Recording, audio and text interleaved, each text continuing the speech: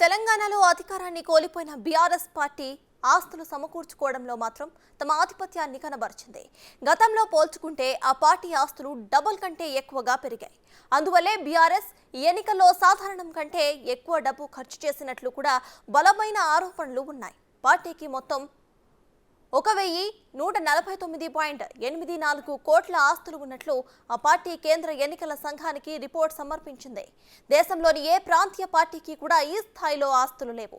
పార్టీకి 2021 నుండి 22 ఆర్థిక సంవత్సరం నాటికి 193 కోట్ల విరాళాలు మాత్రమే చూపించిన బీఆర్ఎస్ ఏడాది కాలంలోనే 683 కోట్ల రూపాయలకు విరాళాలు చేరినట్లు చెబుతోంది.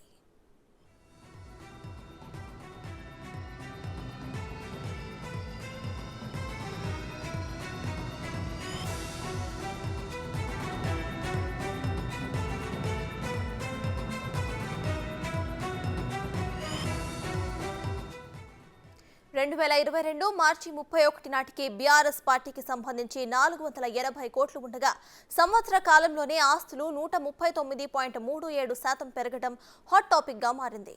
వీటిలో 967 కోట్లు బ్యాంకుల్లో 12 నెలల కంటే ఎక్కువ మెజారిటీ పీరియడ్లో డిపాజిట్ గా ఉన్నాయి. మిగిలినవి వివిధ బ్యాంకుల్లో 180 కోట్ల దాకా ఉన్నాయి. ఇక జిల్లాల్లోని బ్యాంకుల్లో 39.86 లక్షలు, క్యాష్ రూపంలో 77,000 రూపాయలు ఉన్నట్లు బీఆర్ఎస్ తెలిపింది.